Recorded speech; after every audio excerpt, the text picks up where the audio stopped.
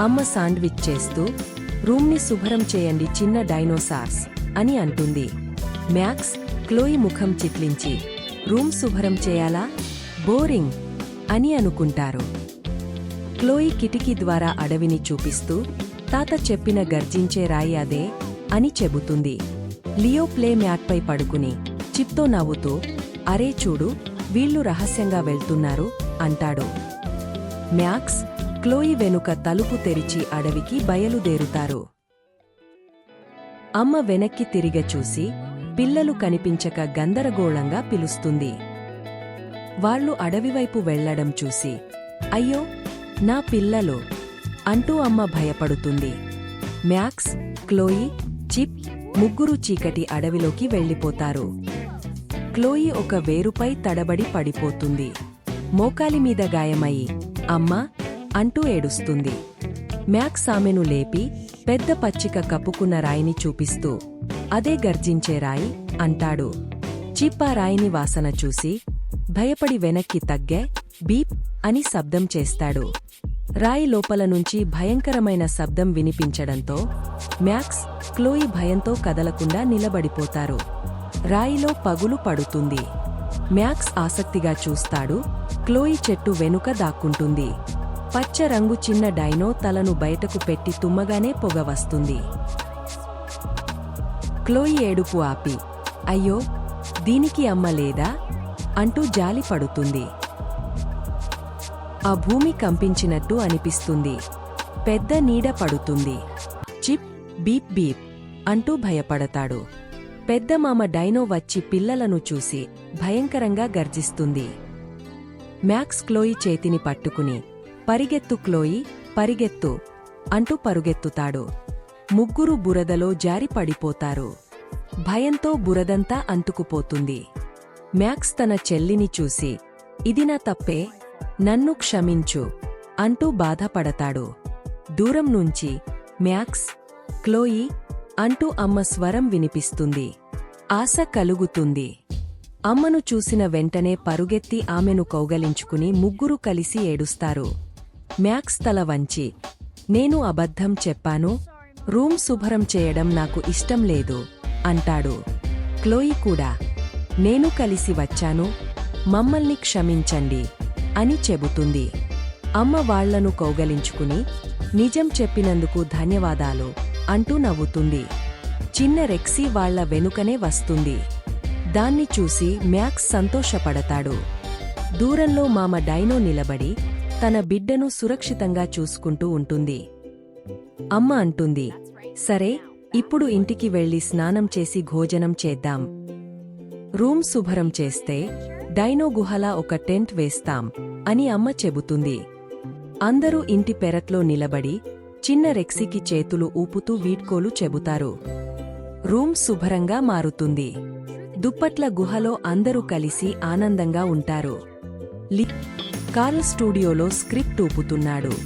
Skull ద్వీపానికి ఒక నక్షత్రం కావాలి. అతను కేబుల్లో తడబడి పడిపోతాడు. నవ్వుతాడు. ఆనొక ఆపిల్ తింటోంది. కార్ల్ అడుగుతాడు, నువ్వు నక్షత్రం కావాలనుకుంటున్నావా? ఆన్ ఆపిల్ను కౌగలించుకుని అవును అంటుంది.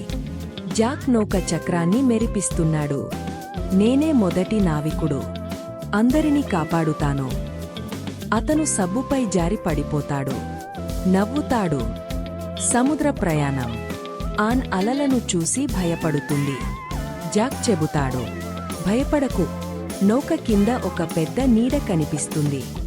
ఉదయపు పొగమంచు నౌకను చుట్టుముడుతుంది. కార్ల్ మెల్లగా అదిగో స్కల్ ద్వీపం అంటాడు. దూరంగా డమ్ అని డోలు శబ్దం వినిపిస్తుంది. అడవి తీరంలో ఆన్ సీతాకోకచిలుకలను చూస్తుంది. ఎంత అందంగా ఉన్నాయి అంటుంది. అవి పెద్దవిగా మెరిసిపోతాయి. ఆన్ నవ్వుతూ తిరుగుతుంది.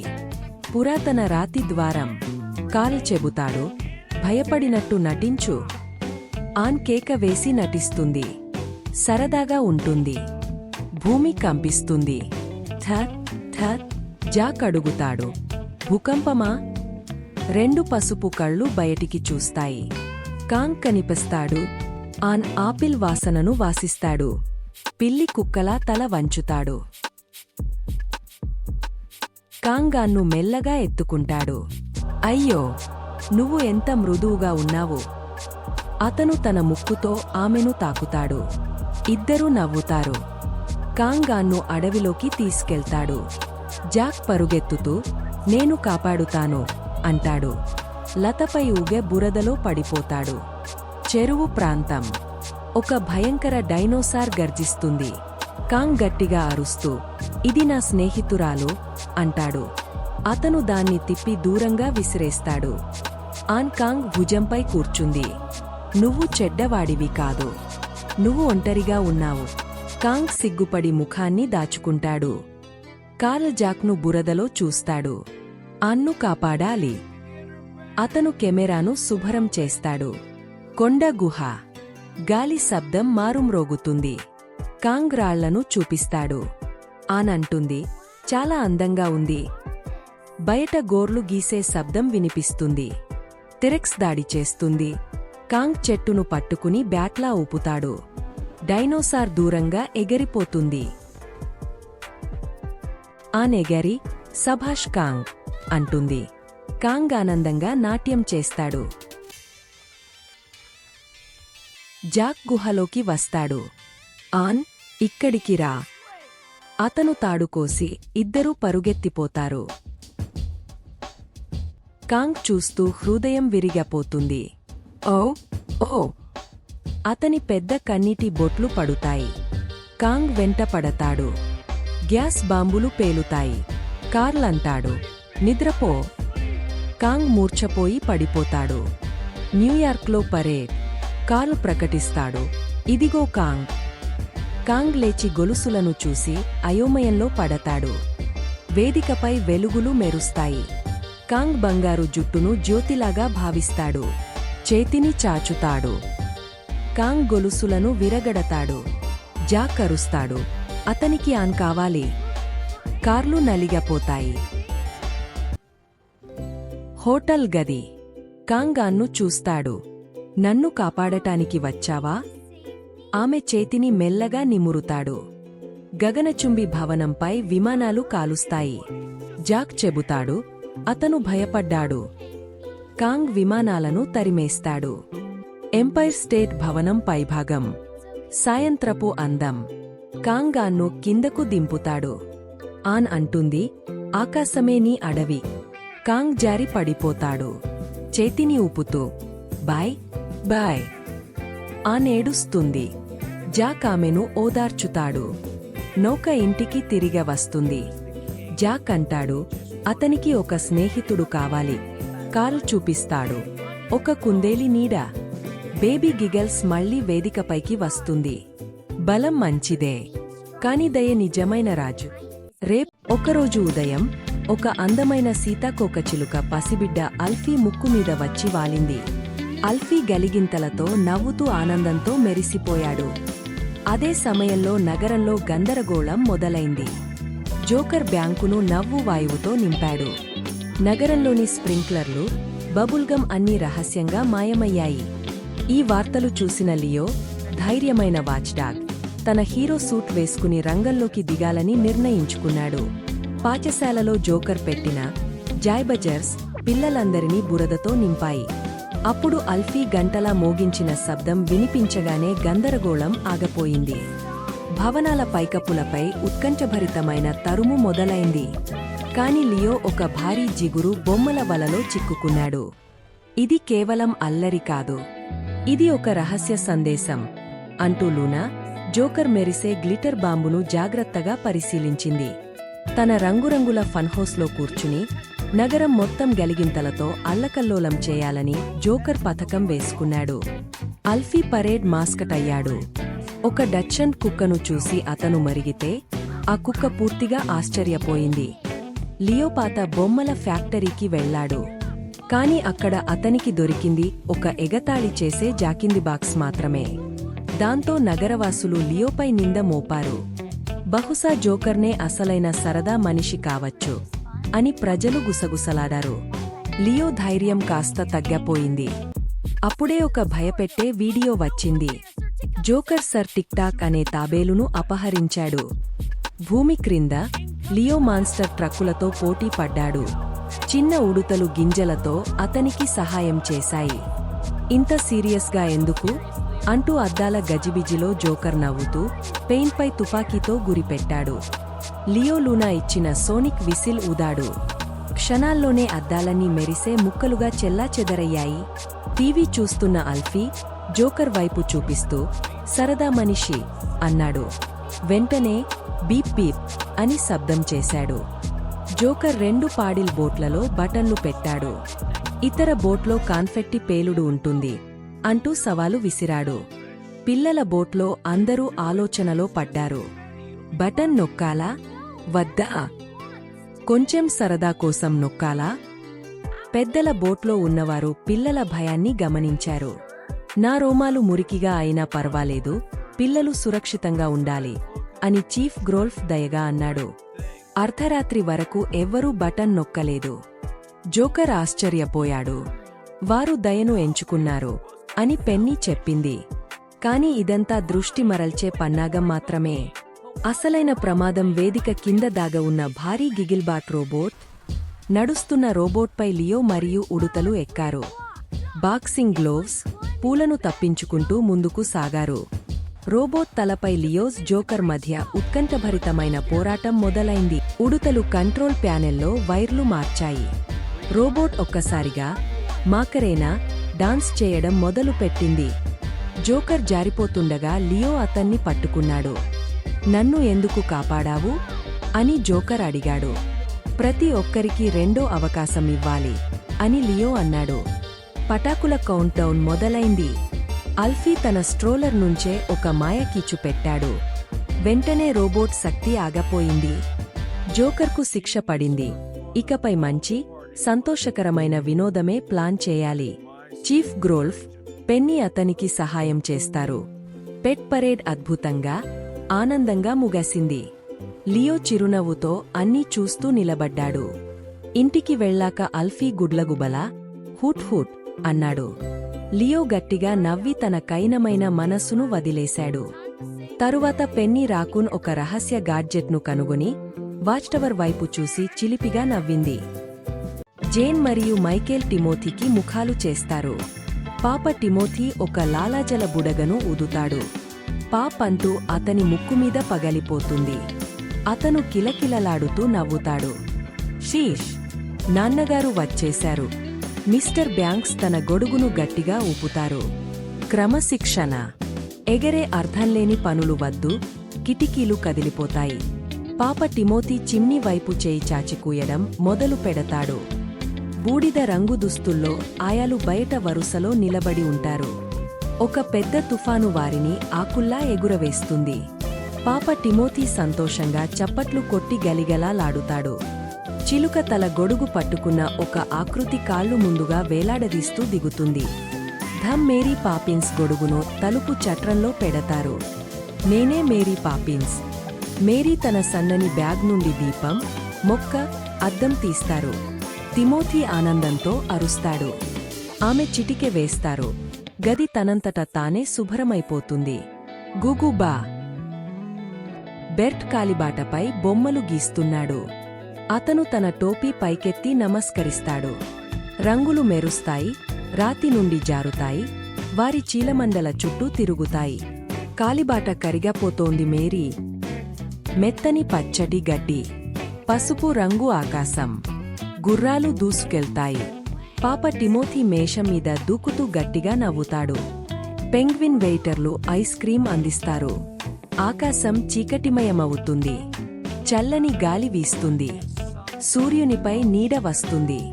ఇది సరిగ్గా లేదు. నీడకు ముఖం లేదు. గ్లిమ్మర్ వస్తుంది. పొడవైన పొగమంచు, ముఖం లేనిది, ఆనందాన్ని తినాలనే ఆకలితో ఉంటుంది. మేరీ తన గొడుగును గట్టిగా మూస్తారు. పగులున అది మాయమైపోతుంది. మిస్టర్ బ్యాంక్స్ తన జీతం స్లిప్ చూస్తున్నారు. తిమోథీ ఆయన వేలును పట్టుకుని నములుతాడు. అయ్యో, వాడికి కొంచెం కూడా మర్యాద లేదు. కాని ఆయన వేలును లాగేయరు. రాత్రి సమయం. తిమోథీ తన వేలితో చూపిస్తాడు. గ్లిమ్మర్ తలుపు కింద నుంచి జారుకుంటుంది. ఆనందం లేదు. మేరీ వెంటనే అక్కడ ప్రత్యక్షమవుతారు. ఈ బిడ్డను కాదు, ఈ ఇంటిని కాదు, పైకప్పులు చిమ్నీ శుభ్రపరిచేవారు తాళానికి తగనట్లు గంతులు వేస్తూ నృత్యం చేస్తారు. తిమోథీ బెర్ట్ వీపుపై కట్టుకుని దూకుతూ ఉంటాడు. మేము చిమ్నీలే కాదు, విచారాన్ని కూడా ఉచ్చేస్తాం. బ్యాంక్ ఖజానా నాణేలు రంగు మారాయి. లెడ్జర్లు ఖాళీగా ఉన్నాయి. ఇదొక వ్యాధి బ్యాంక్స్. ఆనందం లోపించింది. గ్లిమ్మర్ దురాశ మరియు ఆందోళనను తింటుంది. అది మిస్టర్ బ్యాంక్స్ చెవిలో గుసగుసలాడుతుంది. నువ్వు ఎప్పటికీ చాలినంత లేవు. ఎప్పటికీ పేదవాడివే. జేన్ మరియు మైకేల్ నాన్నగారిని హెచ్చరిస్తారు. రాక్షసులు నిజం కాదు బాబు. కాని మేరీ పాపిన్స్ చెప్పారు. ఆమె ఒక ఆయ మాత్రమే, రాక్షసుల వేటగాడు కాదు. తిమోథీ చాలా శ్రద్ధగా ప్రయత్నిస్తాడు. మా ఉప్పు పర్ఫెక్ట్. మేరీ చిరునవ్వు చిందిస్తారు. నిజమైన బ్యాంక్స్ కుటుంబ సభ్యుడివి. అంకుల్ ఆల్బర్ట్ పైకప్పు దగ్గర తేలియాడుతున్నారు. పాప తిమోథీ కూడా తేలియాడతాడు మరియు టీ కేకులో తన్నేస్తాడు. వారి నవ్వు గ్లిమ్మర్ను తరిమి కొడుతుంది. గ్లిమ్మర్ ఆందోళనను తింటుంది. అది మీ కుటుంబ ఆనందాన్ని దొంగలిస్తే లండన్ మొత్తం దున్హకంలో మునిగపోతుంది. దాన్ని ఎలా ఆపాలి? ప్రతి దానిపై నవ్వండి. మిస్టర్ బ్యాంక్స్ ఉద్యోగం నుండి తొలగింపబడే స్థితిలో ఉన్నారు. గ్లిమ్మర్ ఆయన వెనుక నీడలా నిలబడి ఉంది. మైకేల్ పరుగెత్తుకుంటూ వచ్చి తన పిగ్గీ బ్యాంకును పగలగొడతాడు. నాకు నాన్నగారి చిరునవ్వు కావాలి. మేరీ వస్తారు. తిమోథీ ఆమె నడుముపై ఉంటాడు. పాప తిమోథీ నీడముఖాన్ని తట్టి చూపిస్తాడు. బా గ్లిమ్మర్ స్తంభించిపోతుంది. ఎప్పుడు ఎవరూ దాన్ని ప్రేమగా తాకలేదు. Bert chimney శుభ్రపరిచేవారిని ఖజానాలోకి తీసుకువస్తాడు. చీపుర్లు పొగను కాదు, నీడలను తుడుస్తాయి. చిమ్చిమ్ చెరో, బయటికి పోండి దుర్మార్గులారా. మేరీ గ్లిమ్మర్ ఎదురుగా నిలబడతారు. నువ్వు మరచిపోయిన ఆనందాలతో ఏర్పడినావు. నువ్వు ఒక జ్ఞాపకం మాత్రమే. ఆమె బ్యాగ్ నుండి బంగారు వెలుతురు ప్రవహిస్తుంది. గ్లిమ్మర్ వెలుతురును గ్రహిస్తుంది. వణికిపోతుంది. దాని నల్లని రూపం పగలిపోతుంది. బంగారు కిరణాలు ప్రకాశిస్తాయి. అది కుంచుకుపోయి ఒక మండిపడే బ్యాడ్జర్గా మారిపోతుంది. హంఫ్! ఎంత అవమానకరం! బ్యాడ్జర్ సూర్యాస్తమయంలో గొనుక్కుంటూ తన పాదాలను గట్టిగా వేస్తూ వెళ్ళిపోతుంది. ఇప్పుడు అది దుష్టమైనది కాదు, కేవలం మండిపడే స్వభావం మాత్రమే. పాప తిమోథీ చేయి ఊపి వీడ్కోలు పలుకుతాడు. మిస్టర్ డాజ్ 40 సంవత్సరాలలో మొదటిసారి నవ్వుతారు. సూపర్ క్యాలిఫ్రాజిలిస్టిక్ ఎక్స్పియాలిడోషస్. నేను ఈ మాట మీటింగ్లో వాడతాను. మిస్టర్ బ్యాంక్స్కు పదోన్నతి లభిస్తుంది. మేరీ తన బ్యాగ్ సర్దుకుంటున్నారు. గాలి దిశ మారిపోయింది. మీరు వెళ్ళకూడదు. నర్సరీ శుభ్రంగా ఉంది. నా పని ఇక్కడ ముగిసింది. తిమోథీ తన బొద్దు చేతులను చాచి అందుకోవడానికి ప్రయత్నిస్తాడు. అతని పెదవి వణికిపోతుంది. గుండె పగలేలా ఏడుపు. మాపు. మేరీ ఆగపోయి అతని తలను తట్టి చూపిస్తారు. నేను తిరిగి వస్తాను. గొడుగు తెరుచుకుంటుంది. గాలి ఆమెను పైకి లేపుతుంది. మీరు తిరిగి వస్తారా? లాంప్లైటర్ ఈల వేయడం మరచిపోయిన రోజున కుటుంబం పార్కులో గాలిపటం ఎగురవేస్తోంది.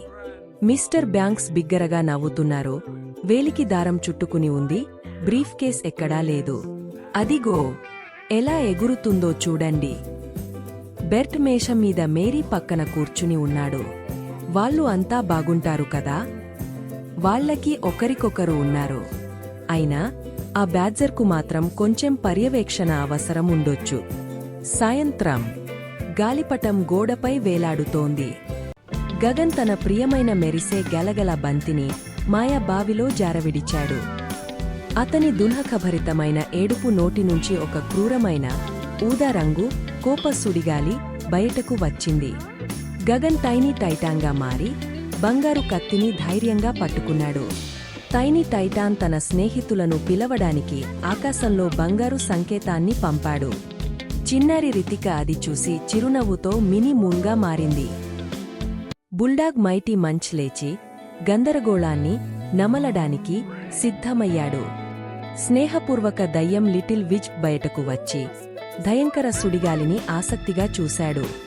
నెమలి గ్లిమ్మర్ వింగ్ తన మెరిసే రెక్కలను విప్పి ఎగరడానికి సిద్ధమైంది. 5 ధైర్యమైన సూపర్ హీరోలు కలిసి సుడిగాలిని వెంబడించేందుకు బయలుదేరారు. వారి వెనుక మైదానం ఒక్కసారిగా భారీ అడవిగా మారి కోపంతో నిండిన స్టఫ్డ్ జంతువులతో నిండిపోయింది. మైటీ మంచ్ ధైర్యంగా ఒక పెద్ద టెడ్డీ బేర్ కాలును పట్టుకున్నాడు. లిటిల్ విజ్ప్ భారీ ఏనుగును గలిగింతలు పెట్టగా అది నవ్వుతూ చిన్నదిగా మారింది. వారు ఇసుక పెట్టెలో బాధగా తిరుగుతున్న సుడిగాలిని కనుగొన్నారు. అది ఇప్పుడు ఎడారిలా కనిపించింది. మినీ మూన్ తన మంత్రదండంతో దానిపై నిద్రలేపు అలలను పంపింది. సుడిగాలి పోయిన సాక్స్లా మరచిపోయిన అడవి లో చీకట్లో దాక్కుంది. భయంకరమైన సాక్స్ రాక్షసులు చెట్ల వెనుక నుంచి ఒక్కసారిగా దూకివచ్చారు. గ్లిమ్మర్ వింగ్ తన అందమైన విశ్వంలా మెరిసే తోకతో వారిని మాయలో పడేసింది. చివరకు వారు సుడిగాలిని ఏడుస్తూ కనుగొన్నారు. దానికి గగన్ గెలగల బంతి చాలా మిస్ అవుతోంది. కాని ఆ బంతి ఇంకా మాయ బావి లోతుల్లోనే ఉంది. మినీ మూన్ వెండి రంగు స్లైడ్ను తయారు చేసింది. లిటిల్ విజ్ప్ లోపలికి తేలాడు. అక్కడ ఒక చిరాకు గ్రెమ్లిన్ బంతిని కాపాడుతూ తన పెద్ద చెవులు మూసుకున్నాడు. మైటీ మంచ్ తన నమలు బొమ్మను ఇచ్చాడు. సంతోషమైన గ్రెమ్లిన్ బంతిని ఇచ్చిపుచ్చుకున్నాడు. టైనీ టైటాన్ బంతిని ఎత్తుగా పట్టగానే సుడిగాలి నీలంగా మారి ప్రశాంతమైంది. ప్రశాంత గాలి అతని ముక్కును తాకి బంతిని మృదువుగా తిరిగి ఇచ్చింది. ఇంటికి వచ్చాక గగన్ తన బంతిని కౌగలించుకున్నాడు. అందరూ అలసిపోయినా ఎంతో సంతోషంగా ఉన్నారు. 5 హీరోలు మెరిసే రంగురంగుల శాంతి హగ్ ను పంచుకు లియోకు ఒక విచారమైన మెరుపు కనిపిస్తుంది. అది ఎవరు? శిశువు లియో తన పల్లకిలో ఖాళీ గాలిని చూసి ఆనందంగా నవ్వుతాడు.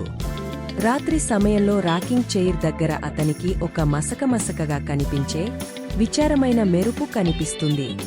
అతను నవ్వగానే ఆ మెరుపు ఇజ్జీగా మారుతుంది. మెరిసే పారదర్శకమైన చిన్నారి. ఇజ్జీ నిశ్శబ్దంగా పీకెబూ ఆడుతుంది. లియో ఆనందంతో ఉప్పొంగుతాడు. అతని టెడ్డీ ఎలుగుబంటి రోమాలు నిలబడిపోతాయి. ఇజ్జీ నవ్వేందుకు ప్రయత్నిస్తుంది, కాని నవ్వలేకపోతుంది. భయంతో ఒక చీకటి మూల వైపు చూపిస్తుంది. ఆ చీకటి మూల నుండి ఒక నెమ్మదైన, విచారమైన పాట వినిపిస్తుంది. అక్కడ ఏదో దాగ ఉంది. ఇజ్జీ లియో చేయి పట్టుకుంటుంది. గోడ తరంగంలా కదలి మరో ప్రపంచానికి ప్రవేశద్వారంగా మారుతుంది. ఇద్దరూ తేలుతూ లోపలికి వెళ్ళిపోతారు. గది ఇప్పుడు ఒక విశాలమైన, మాయాజాల ట్వైలైట్ నర్సరీగా మారింది. అక్కడ వారు అద్భుతమైన దయ్యపు ప్రాణులను కలుస్తారు. టిక్ చేసే చిలుక, చిత్రాలు గీయే క్రేయాన్, ఒక విచారమైన కుందేలు. ఇజ్జీ కాంతితో చేసిన చిత్రాలను చూపిస్తుంది. ఒక నీడవారి సంతోషం అంతా దొంగలిస్తోంది. నిశ్శబ్దమైన జాకింది బాక్స్ బయటకు వస్తుంది. లియో నవ్వు దానికి మళ్లీ బోయింగ్ అనే శబ్దాన్ని ఇస్తుంది. ఇజ్జీ చెబుతుంది, లియో నవ్వే నిజమైన మాయ. అది భయంకర నీడలను దూరం చేస్తుంది. ఆ విచారమైన గొనుగుడు మరింత బిగ్గరగా మారుతుంది. గోడల నుంచి రంగులు మాయమై బూడిదరంగు నిశ్శబ్దం మిగులుతుంది. నీడ పట్టుకునేవాడు ఒక పెట్టె నుంచి బయటపడతాడు. లియో మరియు అతని కొత్త స్నేహితులు పరుగుతీస్తారు.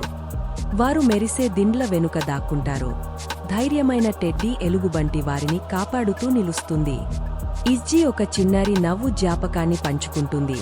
ఆమె స్వంత నవ్వు ఆ నీడలో చిక్కుకుపోయింది. ఆమెను రక్షించేందుకు 3 ప్రత్యేక కీలు కావాలి.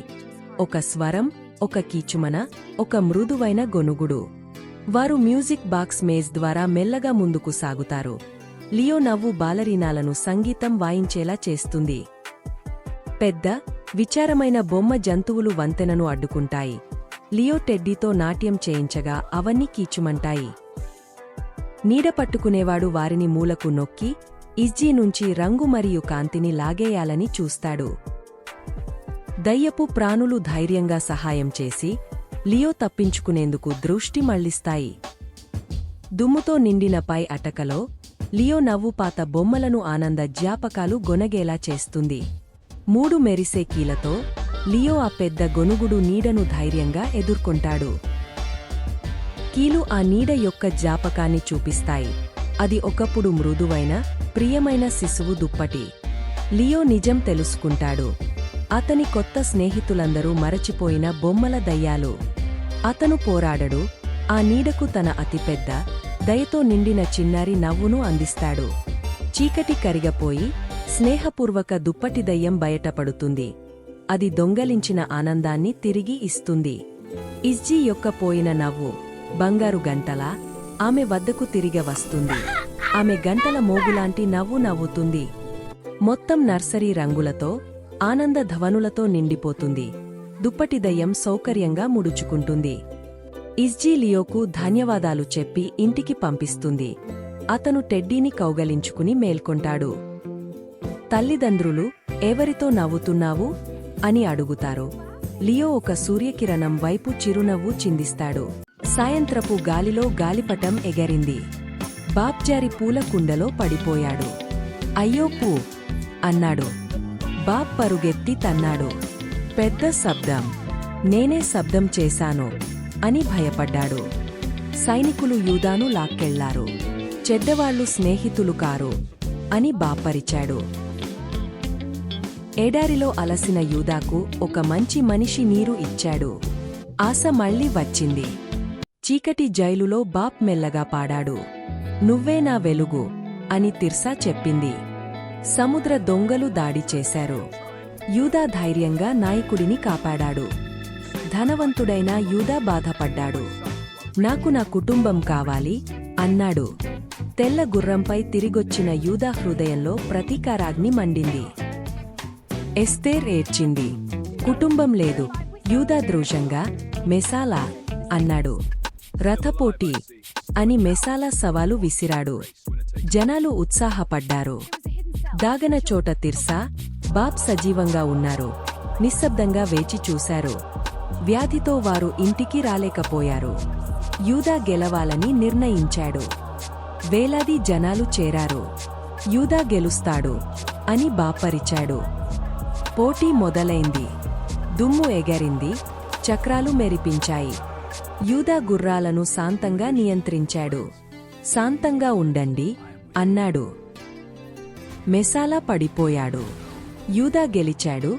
కాని హృదయం సంతోషించలేదు.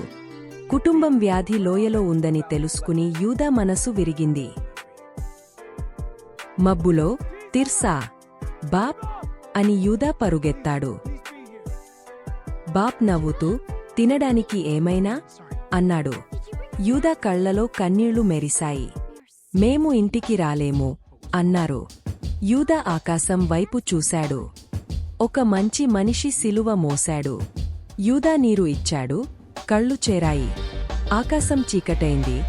భూమి కంపించింది. యూదా భయపడ్డాడు. వర్షం పడింది.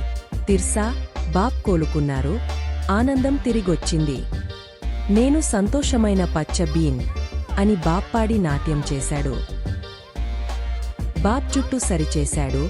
యూదా మనస్ఫూర్తిగా నవ్వాడు.